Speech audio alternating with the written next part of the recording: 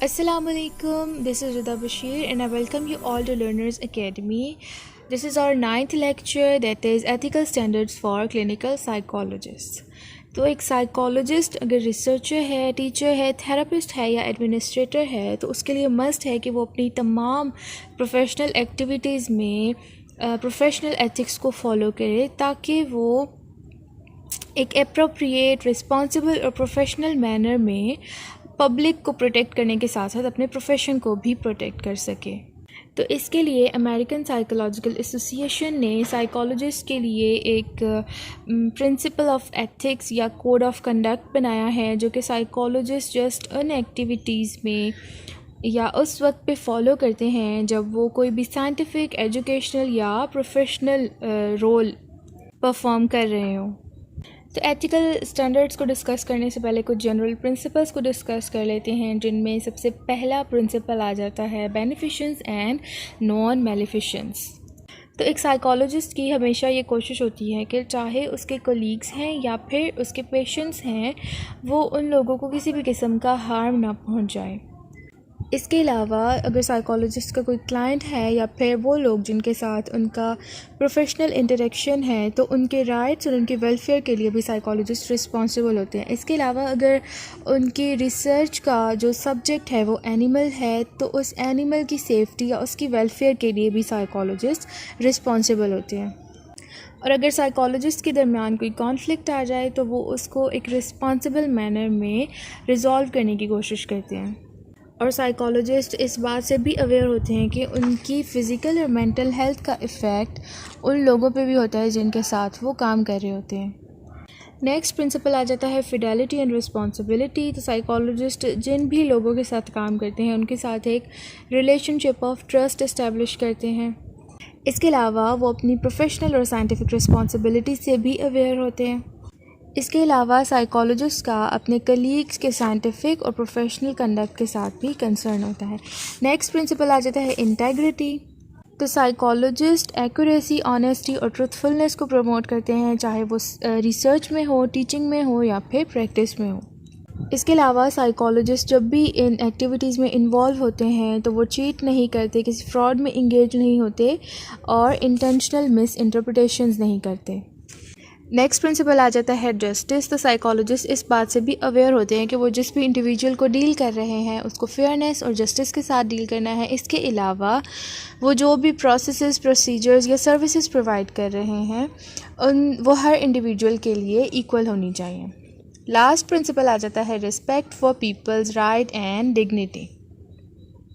तो साइकोलॉजिस्ट हर इंडिविजुअल की डिग्निटी की रिस्पेक्ट करते हैं। इसके अलावा हर इंडिविजुअल की प्राइवेसी, कॉन्फिडेंशियलिटी और सेल्फ डिटर्मिनेशन की भी रिस्पेक्ट करते हैं। नेक्स्ट आ जाते हैं एथिकल स्टैंडर्ड्स, जिनमें सबसे पहले है रिजॉल्विंग एथिकल इश्यूज़, जिसको फिर 8 पॉइंट्स में डिवाइड किया गया है। सबसे पहला पॉइंट आ जाता है miss use of psychologist work. तो अगर साइकोलॉजिस्ट के काम को मिसयूज़ या मिस इंटरप्रेट किया जाए तो साइकोलॉजिस्ट उसके अगेंस्ट रीज़नेबल स्टेप्स लेता है ताकि उस मिसयूज़ या मिस इंटरप्रिटेशन को करेक्ट किया जाए। नेक्स्ट जो सेकंड पॉइंट आ जाता है वो है conflicts between ethics and law, regulations और अदर गवर्निंग लीगल अथॉरिटीज़। तो साइकोलॉजिस्ट का अगर लॉ, रेगुलेशंस या किसी लीगल अथॉरिटी के साथ कॉन्फ्लिक्ट आ जाए तो साइकोलॉजिस्ट एथिकल कोड्स के अकॉर्डिंग उस कॉन्फ्लिक्ट को रिजॉल्व करने की कोशिश करता है। थर्ड पॉइंट आ जाता है conflicts between ethics and organisational demands. तो साइकोलॉजिस्ट जिस ऑर्गेनाइजेशन के साथ एफिलिएटेड हों या जिस ऑर्गेनाइजेशन के साथ काम कर रहे हों, उनकी डिमांड्स के साथ अगर साइकोलॉजिस्ट का कोई कॉन्फ्लिक्ट आ जाए तो सबसे पहले तो साइकोलॉजिस्ट उस कॉन्फ्लिक्ट की नेचर को क्लैरिफाई करते हैं और फिर एथिकल कोड्स के अकॉर्डिंग उस कॉन्फ्लिक्ट को रिजॉल्व करने की कोशिश करते हैं। फोर्थ पॉइंट आ जाता है informal resolution of ethical violations. तो अगर साइकोलॉजिस्ट को ये पता चल जाए कि कोई दूसरा साइकोलॉजिस्ट एथिकल स्टैंडर्ड्स को वायलेट कर रहा है तो फिर साइकोलॉजिस्ट उस इंडिविजुअल की अटेंशन में ये चीज़ लेके आते हैं और इस इशू को रिजॉल्व करने की कोशिश करते हैं। फिफ्थ पॉइंट आ जाता है reporting ethical violations.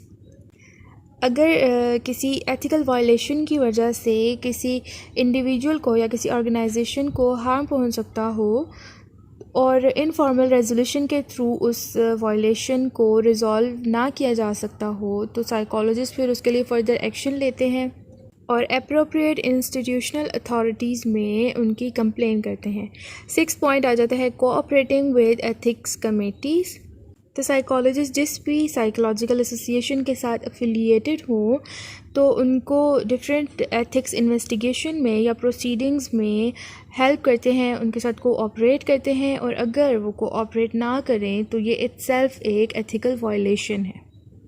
7th point आ जाता है इम्प्रॉपर कंप्लेंट्स।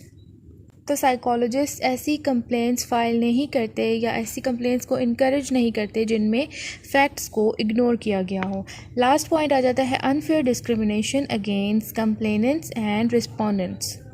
तो अगर कोई इंडिविजुअल सब्जेक्ट ऑफ कंप्लेंट है या किसी इंडिविजुअल के अगेंस्ट कंप्लेंट फ़ाइल की गई है तो साइकोलॉजिस्ट उस पर्सन की एम्प्लॉयमेंट, उसके एडवांसमेंट किसी एकेडमिक प्रोग्राम में उसके एडमिशन को या फिर उसकी प्रमोशन को डिनाई नहीं करते। सेकंड जो एथिकल स्टैंडर्ड आ जाता है वो है कॉम्पिटेंस। तो साइकोलॉजिस्ट डिफरेंट एरियाज़ में अपनी कॉम्पिटेंसीज से अवेयर होते हैं और उन्हें अपनी कॉम्पिटेंसीज की बाउंड्रीज़ का भी पता होता है। इसके अलावा साइकोलॉजिस्ट डिफरेंट एमरजेंसी कंडीशंस में या डिफरेंट एमरजेंसी सिचुएशंस में अपनी सर्विसेज भी प्रोवाइड करते हैं और जैसे ही एमरजेंसी ख़त्म हो जाती है तो वो अपनी सर्विसेज प्रोवाइड करना भी ख़त्म कर देते हैं। और साइकोलॉजिस्ट अपनी कॉम्पिटेंसीज़ को डेवलप और मेंटेन करने के लिए कंटिन्यूस एफ़र्ट्स करते हैं। इसके अलावा वो जो भी काम करते हैं वो साइंटिफिक और प्रोफेशनल नॉलेज की बेसिस पे करते हैं। इसके अलावा साइकोलॉजिस्ट जब अपने किसी एम्प्लॉय को या किसी सुपरवाइज़र्स को, रिसर्च या टीचिंग असिस्टेंट को अपना काम डेलीगेट कर रहे होते हैं तो वो बहुत सोच समझ के प्रॉपर अंडरस्टैंडिंग के साथ अपना काम डेलीगेट करते हैं। इसके अलावा साइकोलॉजिस्ट इस बात से भी अवेयर होते हैं कि उनके पर्सनल कॉन्फ्लिक्ट्स या पर्सनल प्रॉब्लम्स उनकी वर्क रिलेटेड परफॉर्मेंस को अफेक्ट कर सकते हैं। थर्ड एथिकल स्टैंडर्ड आ जाता है ह्यूमन रिलेशंस। साइकोलॉजिस्ट किसी भी किस्म की अनफेयर डिस्क्रिमिनेशन में इंगेज नहीं होते, चाहे वो एज के बेसिस पे हो, जेंडर की बेसिस पे हो, जेंडर आइडेंटिटी की बेसिस पे हो, रेस की बेसिस पे हो या एथनिसिटी और कल्चर की बेसिस पे हो। इसके अलावा साइकोलॉजिस्ट किसी को भी हरास नहीं करते।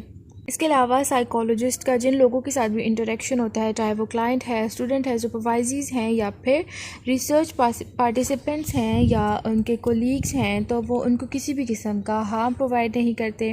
और साइकोलॉजिस्ट कभी भी मल्टीपल रिलेशनशिप्स में इन्वॉल्व नहीं होते जो कि अनएथिकल हों या फिर एथिकल स्टैंडर्ड्स को एक्सप्लॉइट करें। इसके अलावा जहाँ पे भी कॉन्फ्लिक्ट ऑफ इंटरेस्ट आ रहा हो तो साइकोलॉजिस्ट वहाँ पे कोई भी प्रोफेशनल रोल लेने से रिफ्रेन करते हैं। और अगर साइकोलॉजिस्ट किसी थर्ड पार्टी को सर्विसेज प्रोवाइड कर रहे हों तो सबसे पहले वो उस तमाम इंडिविजुअल या फिर उस ऑर्गेनाइजेशन के साथ अपने रिलेशनशिप को या रिलेशनशिप की नेचर को क्लियर करते हैं। और साइकोलॉजिस्ट कभी भी किसी भी किस्म के एक्सप्लॉयटेटिव रिलेशनशिप्स में इंगेज नहीं होते। अगर प्रोफेशनली अप्रोप्रिएट हो तो साइकोलॉजिस्ट दूसरे प्रोफेशनल्स के साथ भी कोऑपरेट करते हैं। इसके अलावा साइकोलॉजिस्ट अगर कोई रिसर्च कंडक्ट कर रहा है, असेसमेंट प्रोवाइड कर रहा है, थेरेपी कर रहा है, काउंसलिंग कर रहा है या कोई भी अपनी सर्विसेज प्रोवाइड कर रहा है तो उससे पहले इंडिविजुअल से इन्फॉर्म्ड कंसेंट लेना बहुत ज़रूरी होता है। इन्फॉर्म्ड कंसेंट हमेशा उसी लैंग्वेज में लेना चाहिए जो कि इंडिविजुअल ईजीली अंडरस्टैंड कर सके। इसके अलावा साइकोलॉजिस्ट जो भी साइकोलॉजिकल सर्विसेज प्रोवाइड कर रहे होते हैं तो उसमें अगर किसी भी किस्म की इंटरप्शन के चांसेस हों तो साइकोलॉजिस्ट को चाहिए कि उसको फैसिलिटेट करने के लिए वो पहले से प्लान डेवलप कर ले। फोर्थ एथिकल स्टैंडर्ड आ जाता है प्राइवेसी एंड कॉन्फिडेंशियलिटी। तो साइकोलॉजिस्ट ने अपने क्लाइंट की जो भी इंफॉर्मेशन ली होती है उसको कॉन्फिडेंशियल रखना साइकोलॉजिस्ट की रिस्पॉन्सिबिलिटी होती है।